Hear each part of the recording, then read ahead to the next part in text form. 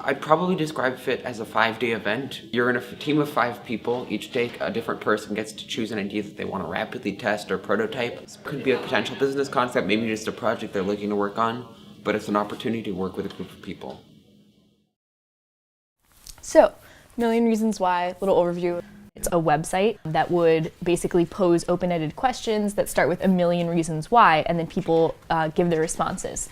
So, a million reasons why I love my family, or something that is trying to be as inclusive as possible. The mission is to facilitate the unification of people of diverse backgrounds, leading to mutual understanding and respect of each other. We are seeking evidence of demand and feasibility. So, should and can we build it? We have a lot of goals and things that we want to achieve at like a societal level, but in order for people to actually want it or pay for it, we need to start figuring out what the pain points are on an individual level. What itch are we scratching, as the saying goes? I would love to go into that in the user conversation. One version of success could be we find out we can't do any of these things and it's totally not worth building. And that would be success because now we would know where to go from there. Nowhere, but.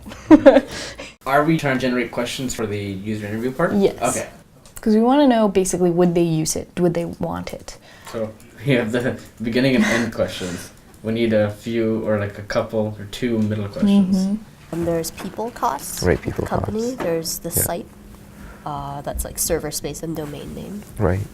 I like the sponsored question, sponsored post, because it's a bit Right. less inconspicuous, or I don't know if Yeah, that's the right it's less word, but obvious. yeah, it's Not as distracting. The type of monetization scheme we use is based on how much this enterprise costs. One idea that I just wanted to throw out there, basically you would start answers to this one question you love, and then you can actually order a piece of artwork that comes that's maybe in calligraphy or something really pretty on canvas. Okay. Do we know what the pain point is for the people paying for it? Do you have a problem with that for that user group? I guess the challenge is just translating from what we want to find out to what we would actually ask them. Because if what we want to find out is, would you use this? We're not just going to ask them, would you use this? Because we won't get really useful answers. So we have to sort of translate what we're looking to get into actual questions that we can ask people, and that's been the hardest challenge for me this morning. How many of you have a minute to talk to us? Awesome, thanks. How likely would you be to recommend this idea? Like if we built this website, how likely would you be to use it and recommend it to your friends and stuff? Maybe on a scale of 1 to 5. 4.5. Cool, that's a good number. And how disappointed would you be if this kind of site never came into existence? You can be honest. 0. Okay, so you would be likely to use it if it did exist, but you wouldn't really care if it didn't. Okay, that's fair. All right, well thank you so much for your time. Thank you so much. It's not fulfilling a need, I guess.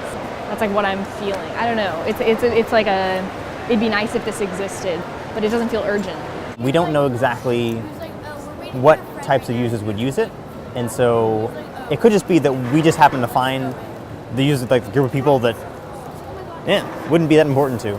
But maybe there is a group who would be important to. We need to pivot somewhere. We can focus on the monetization and sort of consolidating and processing all that we've done today, specifically with the user interviews. Right now we just have a stack of papers basically and our thoughts, and I'd love to sort of combine those.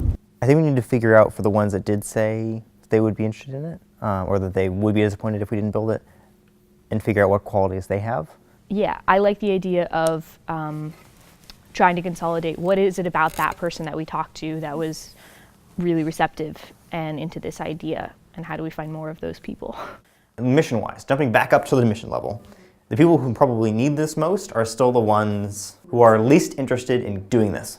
My mindset moving forward is a pivot is necessary, and we need to sort of narrow down not only who we're targeting, but is this the implementation that is the best way? Get an insight, and then figure out how many different jobs could be done.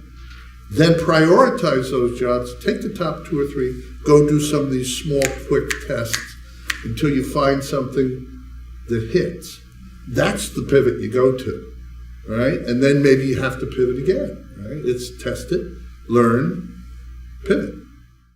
So today was cool. We definitely came away with, I think, a lot of things that we learned from it. Actually, it was definitely a useful test. In my experience, I find that a lot of people either just do surveys or try to do research online, but going out and talking to users is a huge plus.